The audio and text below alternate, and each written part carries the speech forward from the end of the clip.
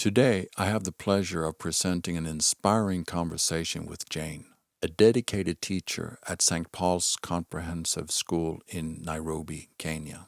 Jane holds a Bachelor of Education degree from the University of Nairobi, where she majored in Kiswahili and history. Beyond her role as an educator, Jane is deeply committed to environmental conservation and community engagement.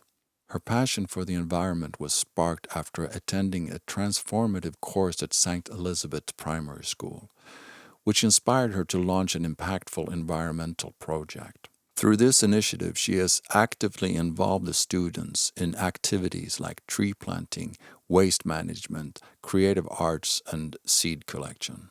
Jane's dedication extends to nurturing the students, creating talents in poetry, dancing, and art, allowing them to express themselves while fostering environmental awareness. Over the years, she has made a positive impact at St. Elizabeth's, Martin Luther, and now at St. Paul's Comprehensive School, leaving a lasting impression on the lives that she touches.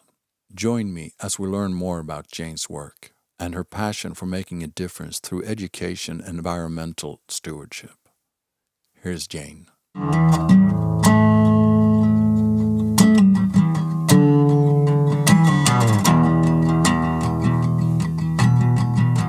So then, please tell me your name and your passion. I'm Jane Chigwado, a mother and a teacher, and I'm very passionate about environment. And actually, I like touching people's lives in a positive way. And my journey started back in a school. I'm from a school known as St. Elizabeth. That is where my journey started. This is a school which is located in the middle of a slum in Viwandani. I happened to attend a course where we were taught about environment. Oh. And I looked at what we have around. I saw there was a lot of potential in our schools, and especially that St. Elizabeth and other neighboring schools. We learned about climate change, the challenges we get. And then I started this project of environment. But it is unfortunate in our profession, sometimes we get transferred anyhow. Sometimes you have started, you have not settled, you get transferred to another school, but this still remains in me. We had started a forest back there. In that school, there was a forest we had started. You know, there is a lot in tree planting than we see. Yeah. There is a lot. Yeah. Because as a teacher, I'm nurturing the young ones. And the future is theirs. If we take care of the environment by planting trees, we are giving them a future. We are giving them a future. And unfortunately, this is not embraced in most of our schools. Sometimes because of challenges of water and other challenges, like you'd find a school has a very big ground and livestock is allowed to come in, and whatever little you are doing is actually consumed. You mean the livestock, the cows, the cows, yes, the cows. There are so many challenges, but I have this passion. We can still manage, and I'm very fortunate to have you. Thank you.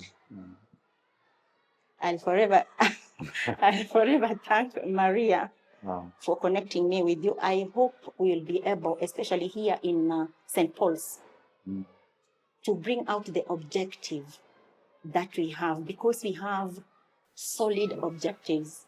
I would like to see St. Paul's having a portion of fruit trees and a forest.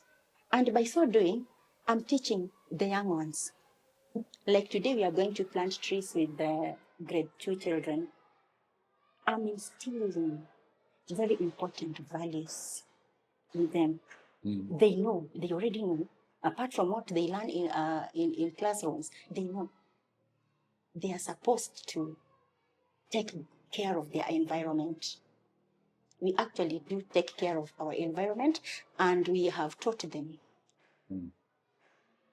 Taking care of environment will enable them to have a conducive learning space.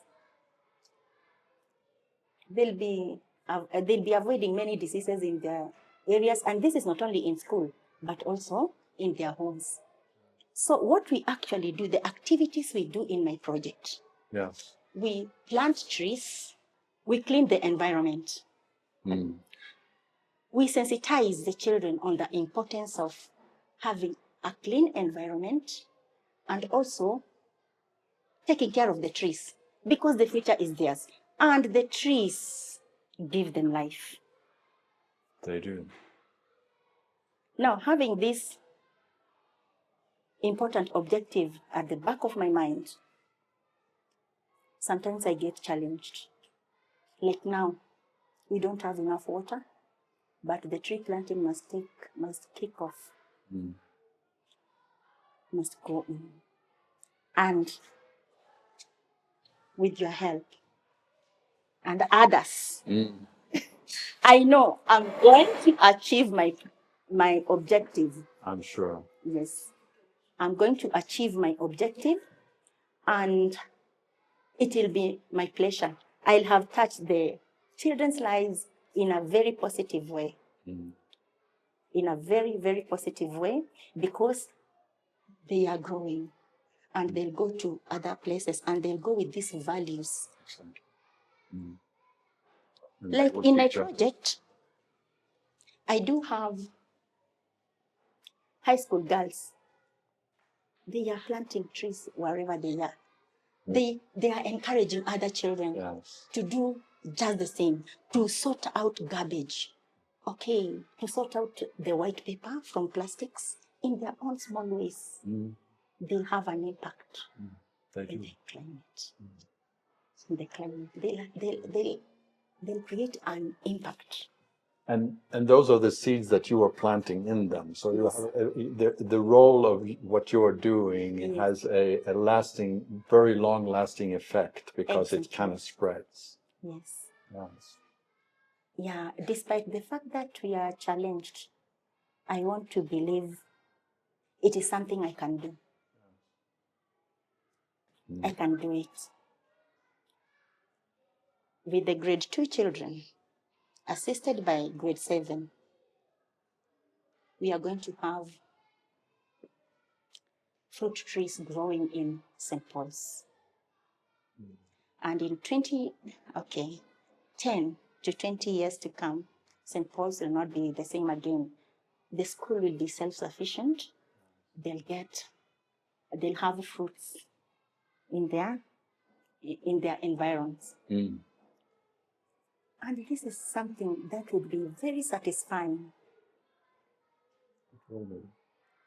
for both me and the children. By then they'll be grown-ups. And so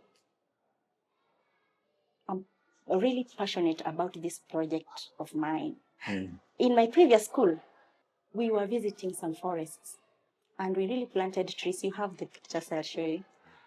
Yeah. We planted trees there, and they are lucky enough, they are taking care of the trees. And I can see, whenever we visit, I can see we did something. Yes. We did something. And you say you started this project in your previous school, and now you've come to this school quite recently. Yeah. And I can understand that you are starting over again from what you've done once. I'm starting all over again. We had established a forest there, but I was very passionate, and I was the only person who was interested in. People don't like getting tired sometimes. Yeah. But when you have a passion, when you are passionate about something, you don't mind. No. You just do it. Yes. And here, I've just started. I'm just a few months here. I'm a few months old. I'm a few months old here, so I've started. We have planted seedlings, fruit trees. And we are going to plant more today with the grade 2 children. I'm looking forward to it. Yes. Yeah. And we are not only encouraging tree planting, but we are giving them time and space to express their full potential. Sometimes in artwork. In artwork. I've not yet started the artwork, but in my previous school, we were really drawing and we could spot some talents in our children. And that gave me a lot of satisfaction, seeing them doing what they like and drawing or coming up with something that is actually expressing itself. It's great. It's so good. So I've started all over again here in St. Paul's. And we are moving. Okay, we don't have a fence, actually, a permanent fence. We don't have a perimeter wall. But I believe as we move on, we are going to get even a fence around the school for our trees to be well taken care of. And even where we have planted, I'd like us to fence that area and take a good, and we move from there. It's a good idea. Yeah. And you mentioned creativity also as part of the program. You know, me as a photographer and filmer and musician also actually. Obviously, I have a huge passion for creativity, and I believe that it stimulates the mind to come up with new ideas and try new things. So I think that creativity on its own is a very important feature.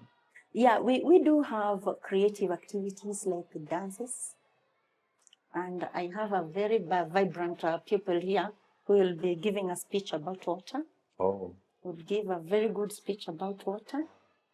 And that is also passionate about environment. Yeah. And so there is a lot that I have for these children. I hope I'll be able to manage. You will, I'm sure.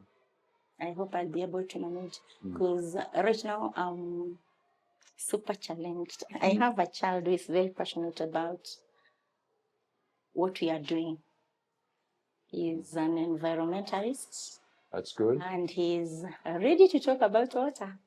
And the fact that it is a big challenge here, I want to believe in future he'll do something about it. He'll do something about it, and this project will have molded him, because we are looking at a Kenyan child and even beyond who will get education in a clean, secure, and very safe environment. We are looking at these children as they learn, and we instill these values in them for them to use in the future. We give them some space to express themselves. We give them some space. In my project, I encourage them to express their feelings about what they like doing. Okay, I give them, I see their potential. Some are dancers, some are storytellers, some are artists, they can really draw. Yes. Yeah. So I give them that time. That's good too. In this project, I give them that time. Yeah. And as we continue, Madam, yes. As we continue, I want to believe I'll bring up a generation, actually. You bring up a generation, yes. I'll bring up a generation passionate about environment, trying to mitigate the challenges of the climate we are experiencing right now, which are very, very dangerous. Yes. And by so doing, in our small ways, we are going to make an impact. I'm sure. In what is going on. Definitely. Yeah. Definitely. Yeah. It is very important. I deem it essential to develop their talents. And I'm very passionate about environment and tree planting. In future, we will make, we'll actually have a nursery of our own. We'll collect some seedlings. This is something I'm going to add in my project. We'll collect some seedlings from just the trees around here, and we are going to make St. Paul's greener. Yes. Yes. And it is not going to be St. Paul's alone. I would like to move on to other schools and maybe sensitize them to do what we are doing here. Yes. It will grow because what they learn from here, they will bring to wherever they go when they're adults. Some of them. And what we learn here in school, they take it home. Yes. And they are practicing. They are practicing what we do here, especially sorting out the garbage. They are not burning Good. the plastics. They take the white paper and taking it out to be recycled. Even glasses. It's good. Yeah. But another challenge that I have here, we don't have dustbins. So we improvise dustbins and sometimes it's a bit dangerous. We just improvise Okay. dustbins. And then we make sure the white paper is recycled. Mm. We minimize the burning because I'm really discouraging the burning of plastics and even the paper. We should not burn, we should recycle everything. Actually, we should reduce whatever is happening We should. in the environment. We are reducing and we are also recycling. As we are talking, last month, we gave out a lot of paper from this school to be recycled in a company just next to our school. And so we are doing the same with plastics. We have so many plastics. We've collected plastics because we don't burn them. It's good. We've collected them and we are going to take them to a manufacturer who will recycle this paper and give us something better. It's good. Yeah. In our small ways, if I'm supported, I believe we can do a lot. We can do a lot. Yes. Thank you. I'm Yes. looking at this tender age of grade 2, they are 9 years. If we instill this knowledge in them at this tender age, they'll grow knowing we should take care of our environment. We should live in a clean environment, not only in schools. They'll grow knowing the environment is very vital and it is everything. I call it everything actually. Yes. Because it has life It does. in it. It has life in it and it saves life. Yes. Yes. Yeah. If we just take very good care of our environment and we include them, these children, it's going to be very, very important for their future. Not only for us adults, but also for their future. I'm looking at their future. Yeah. It is going to do something. Good. Yeah. That's It is going to be good. So today we are doing the tree planting with the grade 2. And we are going to take care of the trees. They'll not dry up. That's good. They'll not dry up. We are going to take care of the trees. We'll make sure the trees grow and give us fruits in future. And St. Paul's will be self-sufficient in future. We have avocado tree, we have lemons, assorted fruits, fruit trees. We have lugats. Okay. We have mango trees. They are assorted, assorted fruit trees. Good. Yes. And let me ask you again about the dancing, the dancing group. Are those the younger children or the older one? I have the upper primary and the middle upper. Okay. And most of them belong to the environment team. Okay. Yeah. So I have the middle class, grade 5 and 6, and I have 7 and 8, grade 7 and 8. Yeah, the dancers. And what kind of dance is it we're going to see? Is it a traditional or is it? It is a traditional dance. Actually, it is a Kamba song. For the middle upper is presenting a Kamba song. Okay. Sung during harvesting. Oh. During harvest time. So, as they dance, you can see the passion the way they enjoy doing it. Yes. And some are not good in class, and so they get their passion exploited in the dance. Yeah. And so it's really amazing. I've seen some. Yeah, it is amazing. And as you say, sometimes if they're not doing good in class, then they have this instead, and they will feel very self-esteemed by that. I've seen some pictures of it also. I noticed that they had some dresses or some costumes. Do they make them themselves? Okay, yeah, the parents provide. Okay. The parents provide the uniforms. Uniform. We have the tracksuits. We usually have the games on Thursdays. They wear the tracksuits on Thursdays, and then the normal uniform, the checked blue, and the gray short for the boys, and the checked dress for the girls. Some are challenged, can't afford. Some, okay, we do have some program here for lunch. The county government is offering food for the school-going children, all of them. They're supposed to pay 5 shillings each. 5 shillings, Kenyan shillings. And some cannot afford. Sometimes it's really challenging. We have to share just to make sure all the children get food. The children from humble background, they really need support. They really need support because even that 5 shillings, the parents cannot afford. Getting even books, exercise books, sometimes it's not easy for them. And so learning becomes a challenge. Of course. When they go out there and express themselves in arts and in a dance,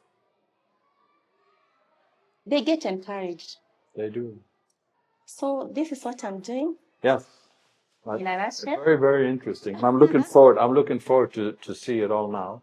Yeah, the mission of my project. Yes, the mission is to instill to every child, youth in Kenya and beyond, the need to develop and sustain clean, decent, healthy, safe, and secure abundant environment.